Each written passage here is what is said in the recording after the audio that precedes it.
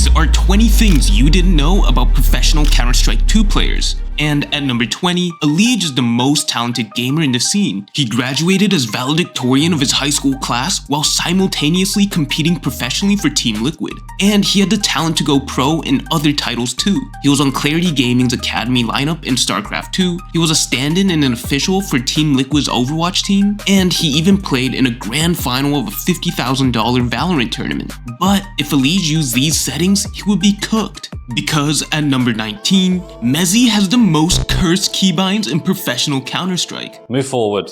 Mouse 2. Left S. Right D. Crouch C. C. Jump A or Q. Q first. Okay, primary weapon F. Pistol is scroll forward. Mouse wheel up. I guess this is what it takes to be one of the best anchors in the world. But back on Fnatic, he didn't even have the craziest config on his own team. I move left with a comma and I crouch with an M. I move forward with mouse 2 and I play inverted mouse, so I wish them good luck. The only thing crazier than these settings is how, at number 18, Boomich had the most drastic physical transformation in Counter-Strike history. He used to walk onto LAN stages weighing over 200 kilos, and he knew he had to change. So he made the scariest decision of his life: gastric sleeve surgery, a 2-hour procedure that removes 70% of your stomach, and he was terrified to talk about it publicly because, as he put it, looking at him now, it looks like a great advertisement for the procedure. But he wants people to know that this surgery can be fatal, and he survived on water and chicken broth for 2 months, pushing through stitches and pain.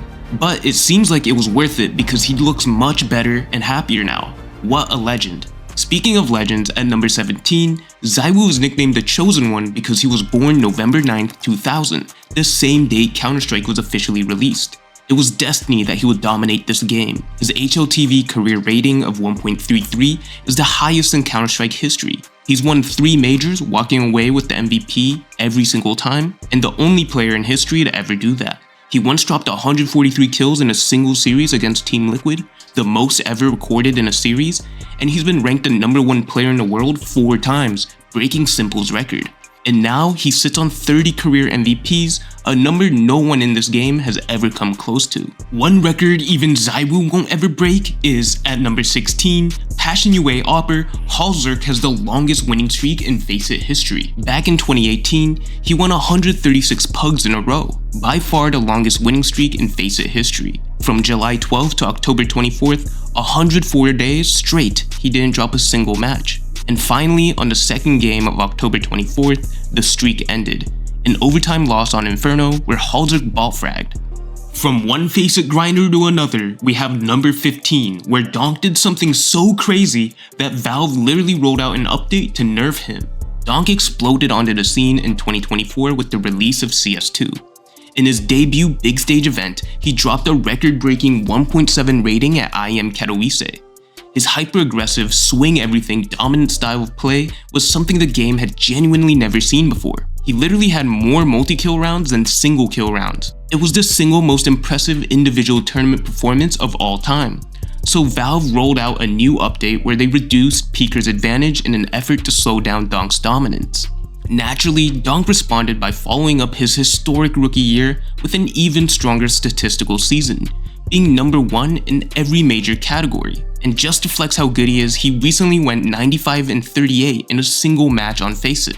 The talent Donk has is crazy, but a low-key underrated talent is number 14, the Mongolian Opper 910, who is almost certainly the pro player with the least hours in game of anyone at the top level. Like he doesn't have too many hours or something. He has only 3.5k hours, I think. That's pretty crazy, yeah? He starts playing on the 22, I think. Yeah, in current gen. Yeah. That's less hours than I personally have in the game. Leave a comment down below how many hours you have in Counter-Strike. And here's the wild part. He wasn't even focused on CS. He was grinding Dota, trying to make it as a pro in a completely different esport. But then, in 2020, he picks up Counter-Strike, hits phzy at level 10 in just 5 months, and goes on to become one of the driving forces behind the Mongols transforming into a legitimate tier 1 contender. While 910 found success domestically, number 13 had to go anywhere and everywhere to reach his potential. Swedish sniper phzy is Mr. Worldwide. This guy has chased his Counter-Strike dream across 3 different continents, and he's the only player to have competed in a major qualifier in all 3 regions. In 2022, he's in Europe, representing Sangel, falling short of a major berth. In 2023, he's on a flight to China, suiting up for Rare Atom in the Asian RMR, but once again fails to qualify to the major. And in 2024, he makes the trip to North America, and this time it finally pays off. phzy makes it to the major representing Wildcard. And now things have come full circle. After Wildcard rebuilt their roster using ChatGPT, phzy returned home to Europe, where he has now taken up the big green for Astralis. What a crazy journey he's had. But not as crazy as the story of how number 12, ropz, got the iconic scar under his eye. This happened 20 years ago. This happened like after I was born, basically. I was crawling and I pulled a steaming hot iron on my face when I was less than a year old. Do you see this? Here? But there is where they cut my skin, here. This skin from my arm is under my eye. ropz grew up to become one of the most gifted Counter-Strike players. He was so good that people were convinced he had to be cheating. And who knows, maybe that skin graft gave him radar hacks because his game sense is out of this world. But speaking of hacks, at number 11, Simple's career almost ended before it ever began because he got banned for cheating. Back in 2014, a 16-year-old Simple got caught wall hacking in 1.6. He received a 2-year ban from ESL tournament play, which at the time meant he was locked out of some of the biggest stages in the world, including the majors. He's described it as a teenage mistake, experimenting with cheats in a casual setting. But basically the truth is that I was trying to not play CS anymore, 1.6. I just invite my friend, I download OpenGL, normal cheat. I got banned instantly in few rounds. All what I saw is some small models through the wall and I get insta-ban. And when I started to play CSGO, I forgot about this and still people don't believe that it was 1.6. The GOAT of CSGO and the face of Counter-Strike almost got erased from the scene entirely because of a mistake he made as a child. Simple had to wait out a ban, but number 10, flameZ had to outmaneuver the Israeli military just to have a career. In Israel, military service is mandatory, typically a 32-month commitment starting around age 18, a huge blow for any aspiring pro Counter-Strike player. And flameZ saw firsthand how the military ended countless promising Israeli careers, saying many players had to quit CS or stop playing in teams because of it. So to avoid the same fate, flameZ went all in on becoming so good at the game that he simply wouldn't have to go. And his plan worked. The 17-year-old landed a contract with Endpoint, a British organization that has become one of the most important orgs in Israeli CS history, serving as a pipeline for talent like nerds, flameZ, and HeavyGod, giving these players the professional platform they needed to earn exemptions to keep pursuing their Counter-Strike careers. While flameZ was fighting to even get a career, number 9, Fallen has been playing Counter-Strike for so long, he's probably forgotten more hours than most pros have ever played. The godfather of Brazilian CS said he accumulated around 50,000 hours in Counter-Strike across his career. Have easily more than 2,000 hours. That's 2,086 days, nearly 6 years of continuous playtime. For comparison, Fallen has double the amount of hours as veterans like Nico and Rez. But here's the crazy part, that number might actually be a modest estimation. Fallen has been playing since 2003, and he's competed professionally across a 1.6, Source, CSGO, and CS2. And it doesn't even account for the hours spent traveling, studying opponents, and developing new strategies. They call him the Professor for a reason. Unkid stayed loyal to the game, just like number 8, the most loyal player in Counter-Strike history. Rain played for phzy for nearly a decade, from January 2016 to September 2025, 3,540 consecutive days of service and the longest tenure with a single organization in CS history. During that time, he played with 19 different teammates, filled whatever role the team needed, and grinded through years of major heartbreaks. Got the bomb! They're trying to build pyramids, but there's no more play! Stewie's won the round! We're going to overtime! While other stars chased better opportunities elsewhere, Rain just stayed, and the loyalty paid off. At the 2022 Antwerp Major, at 27 years and 8 months old, Rain won his first ever major title and became the oldest player in Counter-Strike history to win a major MVP. Through all the hardships and pitfalls, Rain's mentality stayed strong. Speaking of mental fortitude, at number 7, Karrigan decided to go straight to the source and married a sports psychologist. His wife, Anya, didn't just support him from the sidelines, she actively helped rewire how he spoke to himself under pressure. Karrigan says that shift in mindset directly changed his leadership. Yeah, I want to say I'm stronger than I was in Boston, and I think that showed today. Positive mindset. We can lose a 1v5 and we can win the next round. Keep focused on the moment and just keep believing in yourself. That's what I learned in the last phase. I didn't believe in the end of myself. I joined with ropz in mouse sports, and I started to believe that I could come back and be the best in-game leader. The results speak for themselves. He went on to win that elusive major title, the Intel Grand Slam, and cement himself as the best IGO of his era. But Anya's impact went beyond the mental game. She may have helped build Karrigan's most recent phase roster too. She was a sports psychologist for Apogee, where a young Polish rifler named Jacob was quietly tearing up Tier 2. Karrigan got in the room, was impressed by Jacob's mechanical skills, so when phase needed a roster move, he already had his guy.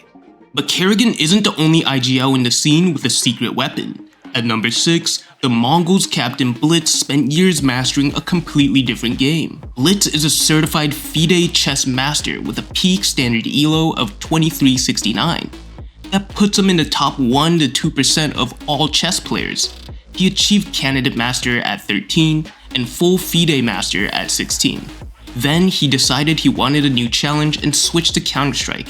His in-game name BlitZ is a reference to the high-pressure, fast-paced variant of chess. And if you watch the Mongols play Counter-Strike, you're watching that exact philosophy in real time. Aggressive entries, relentless pressure, and instantly punishing any mistakes. He's not just a strategist either, he's one of the strongest fragging IGOs in the world too. Cracked at CS, a chess master, and putting Mongolia on the map. This guy has so much aura. Unlike number 5, when Jimmpat retweeted a video when he was gooning, putting him in an aura deficit. But beyond the memes, Jimmpat is actually the younger brother of Sergey, arguably the biggest what-if in Counter-Strike history. At 16, Sergey became the youngest player to ever win an HLTV MVP award, reached the Katowice Major Grand Final, and was ranked the 13th best player in the world. He seemed destined for greatness, but instead he quietly stepped away and disappeared from competition. But clearly the talent didn't leave the family, because in Jimpat's first year at Tier 1, he was ranked the 17th best player in the world. The Salo brothers are some sweaty gamers, but not as sweaty as number 4, XANTARES. The Turkish superstar has hyperhidrosis, a medical condition causing uncontrollable excessive sweating with no relation to heat or exercise. And it got so severe XANTARES had to get surgery just to keep his hands dry enough to compete. Despite these challenges, he has continued to dominate the server with his signature move, the XANTARES Peak, and he became the oldest player to make HOTV's top 20 players, becoming the first ever 30-year-old to make the list. Donk is still shitting on him, like how at number 3, when HenryG shared this legendary story. On the webcam, so you can imagine the scene. I'm here on my PC screen like this, defending, trying to kill everyone, 2 kills coming in, all of a sudden, all this like matter falls on my keyboard, my head, my face, mouse pad, like I can't even work out what it is. There's so much of it, it's liquid and putrid smelling kind of items falling on my head, and I'm like, what is going on here? I said, my first reaction is I'm killing people at the time, I'm killing everyone, I'm killing, like, defending a banana rush, and I shout out, who's throwing burgers? That was my first. It was that much of it. It was like a fucking bald eagle had shot down in the rafters. It was so much shit everywhere. My face, my hair, keyboard, and I thought it was a beef burger. I thought it was chunks of beef burger. Dancing and raining down over my face, and you're trying to kill everyone in the server. My mouse sense is getting caught up in shit. Man, those lands back in the day must have been insane. Kind of reminds me of number 2, when Snax stepped off the server and onto the pitch and proved he might be the best footballer in the entire CS scene. Back in Cologne 2017, Virtus.pro and SK Gaming squared up in a friendly football match, and Snax was absolutely cooking. The man scored 2 incredible goals, putting VP up at halftime. But then the Brazilians came storming back in the second half. SK clawed their way back and won it 5-4. Final touch. Could have put him in the lead. There is it. The slash once again. Low-key a bit unfair with SK fielding an actual football player, but either way, Snax was by far the most impressive, showcasing some nimble footwork for a big man. And to wrap things up, at number 1, a single small town in British Columbia produced 2 of the most legendary players in North American Counter-Strike history. And eventually I found out that Ocean was living in the same city as me the entire time.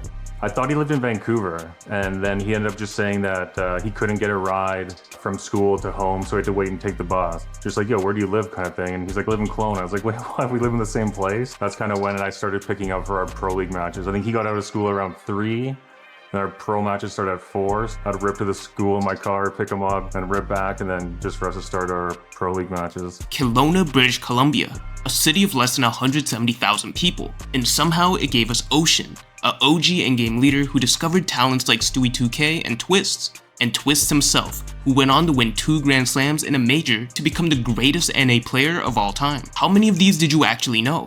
And if you have an interesting fact, drop it down below. If you like this content, please like, comment, and subscribe.